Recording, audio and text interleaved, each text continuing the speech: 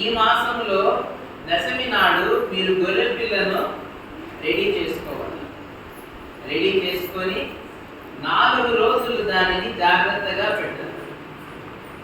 4వ రోజున దానిని మీరంతా వధించి మీరు వండుకొని కాల్చుకొని తినాలి. వండకూడదు. ఉడికినది కానీ ఉడకనిది కానీ మీరు తినకూడదు. ఏం తినాలి? కాల్చినది మాత్రమే తినాలని దేవునికి దహన బలి ఇవ్వబడింది. మీరు కాల్చినది మాత్రమే తినాలి. ఇంకేమన్నా మిగిలితే ప్రొద్దునకంతా దాన్ని కాల్చేయాలి, పెట్టకూడదు. ఇంకా తెల్లవారు నేను చెప్తానే అది ఎట్లా తినాలంటే మీ నడుములకు నడికట్టు కట్టుకొని కాళ్ళకు చెప్పులు తొడుక్కొని సిద్ధంగా ఉండి తినాల. అవ్వగానే బయలుదేరండి అనగానే మీరు బయలుదేరి వెళ్ళిపోవాలి.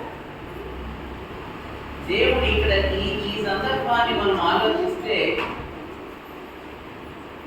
యేసయ్యను సిలువకేసింది శుక్రవారం. ఆయన పస్కా ఆచరించింది ఏ రోజు? బేస్తవారం, గురువారము రాత్రి. వెనక్కు 4 రోజులు ముందుకు వెళ్ళండి. బేస్తవారానికి 4 రోజులు ముందు బుధవారం, మంగళవారం, సోమవారం, దశమి నాడు గొర్రెపిల్లను ఎంపిక చేసుకోవాలా.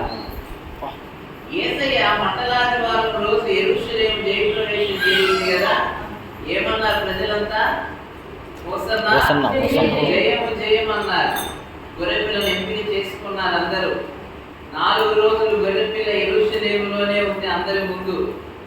పస్కా బలి పశువు విందు ఆరగించిన తర్వాత బలి ఇవ్వడానికి గెత్సెమనేలో ఆ గొర్రె లోక పాపమును మోసుకొని పోవు దేవుని గొర్రెపిల్ల యేసు ప్రభువును అరెస్ట్ చేసి సిలువలో వేలాడదీశారు, మేకులు కొట్టారు.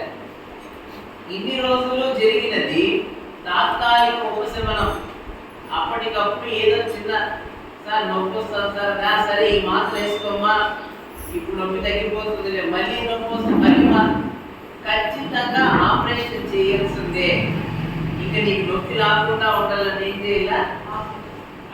చేసినాక మళ్ళీ రాదు. అది శాశ్వత పరిష్కారం.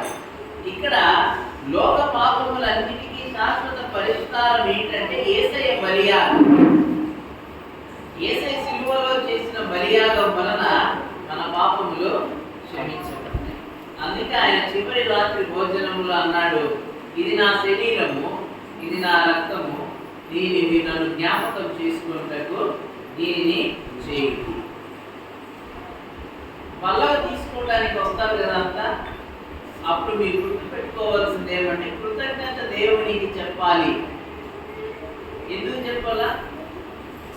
మన పాపముల నిమిత్తము మనకు బదులుగా గొల్గొతాలో ప్రాణం ఇచ్చినందుకు ఆయనకు మనం ఏం చెప్పాలి? కృతజ్ఞత.